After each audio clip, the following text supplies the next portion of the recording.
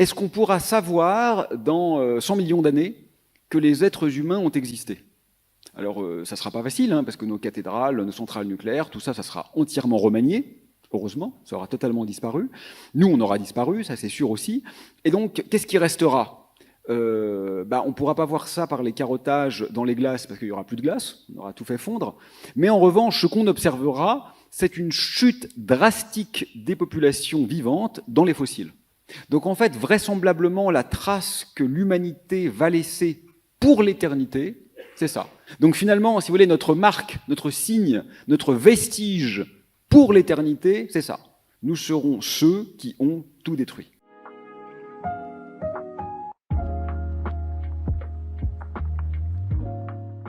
L'axe de la Terre se déplace.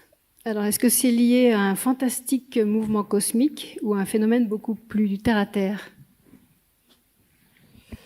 Alors, donc c'est effectivement quelque chose qui a été mis à jour par une étude récente. Alors là, je vais prendre 10 secondes, ma casquette d'astrophysicien. En tant que tel, dire que l'activité humaine, parce que c'est effectivement la réponse à votre question, sinon vous ne me la poseriez pas, a légèrement infléchi l'axe de rotation de la Terre, ça ne veut pas dire grand-chose. Parce que si moi je fais ça avec ma main, ça va changer l'axe de rotation de la Terre. Donc n'importe quoi qui se passe sur Terre va changer l'axe de rotation de la Terre. Donc ce qui est remarquable, c'est que cet effet ait pu avoir lieu dans des proportions qui sont mesurables. C'est ça qui est très extraordinaire. Parce que l'axe de rotation de la Terre dépend de ce qui se passe sur Terre, quelque part c'est normal. Quand un éléphant marche, il change l'axe de rotation de la Terre. Mais on ne peut pas le mesurer. Alors c'est un phénomène qui existe de façon naturelle, avec une cyclicité d'environ un peu plus de 40 000 ans, donc l'axe de rotation de la Terre bouge un peu. Il est très important, parce que c'est grâce à lui qu'on a des saisons, donc toute l'organisation de la vie sur Terre dépend de cette inclinaison. Et en fait, ce qui est tout à fait incroyable, c'est que, eu égard à la fois au réchauffement climatique qui induit donc une fonte des glaciers en particulier, mais pas seulement bien sûr dans l'hémisphère nord, et à cause du pompage absolument draconien dans les nappes phréatiques, eh bien, il y a eu une petite disparité induite sur la répartition des masses à la surface, et en l'occurrence à l'intérieur même de la Terre, qui a effectivement engendré un léger déplacement de l'axe de rotation de la Terre. Alors, en tant que tel, ce phénomène pourrait avoir quelques conséquences. Il est assez vraisemblable que les conséquences restent marginales, c'est-à-dire qu'il est quand même avant tout symbolique.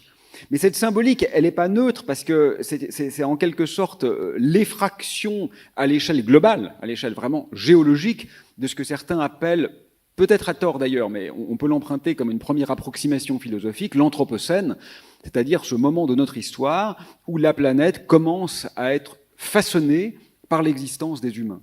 Plutôt que de l'Anthropocène, moi j'aime bien donner un exemple qui consisterait à se demander: est-ce qu'on pourra savoir dans 100 millions d'années que les êtres humains ont existé? Alors ça ne sera pas facile, parce que nos cathédrales, nos centrales nucléaires, tout ça, ça sera entièrement remanié. Heureusement, ça aura totalement disparu. Nous, on aura disparu, ça c'est sûr aussi. Et donc, qu'est-ce qui restera?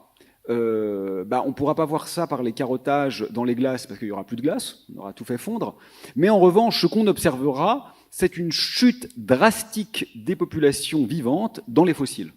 Donc en fait, vraisemblablement, la trace que l'humanité va laisser pour l'éternité, c'est ça. C'est une chute draconienne de la vie sur Terre, sans cause météoritique ni géologique, et c'est de cette manière qu'une araignée géologue dans 100 millions d'années pourra vraisemblablement savoir qu'une espèce super prédatrice a existé. Donc finalement, si vous voulez, notre marque, notre signe, notre vestige pour l'éternité, c'est ça. Nous serons ceux qui ont tout détruit. Alors, juste pour finir sur ce point, ce qui est aussi terrible avec cette histoire de petits déplacements d'axe de rotation de la Terre, c'est qu'en fait, il signe quand même quelque chose d'assez grave, c'est le caractère non renouvelable de ce qui est en train d'advenir au niveau du pompage de l'eau. Alors, le non renouvelable, comme je viens de le dire juste avant, c'est pas un critère que j'aime beaucoup quand on parle de l'impact sur les populations animales, parce que ce sont quand même des êtres vivants sensibles, et donc le fait que ce soit renouvelable ou non ne me semble pas être une question pertinente. En revanche, pour ce qui est de l'utilisation de l'eau ou de l'énergie, ou effectivement des effets de pollution ou d'émissions de gaz à effet de serre, là, bien sûr, elle se pose, la question de la durabilité. Et il se trouve que ces eaux-là, profondes, sont très peu renouvelées, et que donc on est en train de mettre en place, si vous voulez, un processus qui ne pourra avoir lieu qu'une fois. Donc ça, c'est quand même un peu inquiétant, puisque c'est en train de se passer, et on ne pourra pas continuer ce qui est en train de se faire.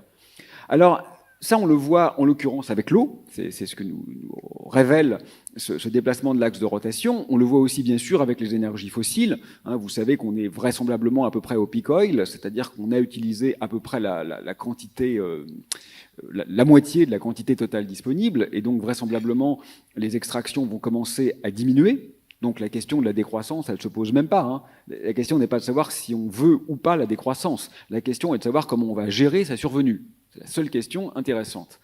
Et là, précisément, je trouve que ça devrait nous enjoindre à une pensée politique un peu profonde, parce qu'il y a essentiellement deux choix.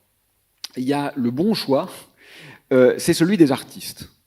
Vous savez, les artistes savent qu'on ne peut créer que sous la contrainte. S'il n'y a pas de contrainte, il n'y a pas de création. En fait, la contrainte, elle est bienvenue. La contrainte, c'est une belle chose. Imaginez un peintre qui devrait faire un tableau infiniment grand. Ça n'a aucun sens. Il doit avoir un nombre fini de couleurs et une toile de taille finie. Heureusement que nous n'avons qu'un certain nombre de notes dans la gamme chromatique et moins encore dans la gamme diatonique. Heureusement que le corps humain est limité et que les chorégraphes s'en servent.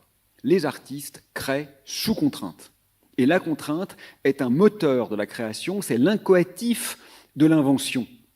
Et on pourrait faire aujourd'hui exactement la même chose parce que les contraintes de finitude de la planète nous imposent, pour le meilleur, de revoir notre mode de vie.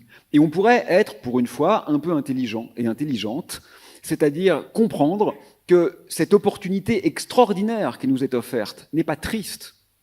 Cessons un peu d'être géniards. C'est au contraire une invite, en quelque sorte, de l'environnement dans lequel nous nous trouvons à déconstruire nos valeurs nécrosées.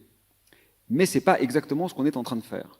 Si on ne le fait pas, ça veut dire qu'on reste accro à ce qu'on a jusqu'au bout. Alors ça, c'est très embêtant. D'abord parce que ça signifie que la décroissance, on va quand même la subir, mais on ne va pas la choisir.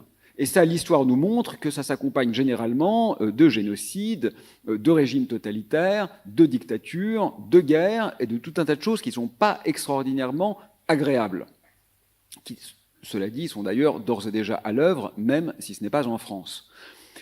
Par ailleurs, si on ne fait pas ça, si on ne fait pas la création sous contrainte que j'évoquais tout à l'heure, ça signifie qu'on va quand même rester accro à ce qu'on a jusqu'à la fin. Alors certes, on est au peak oil, ça veut dire que les stocks commencent à s'épuiser, mais ça veut quand même dire qu'il en reste à peu près autant que ce qu'on a utilisé.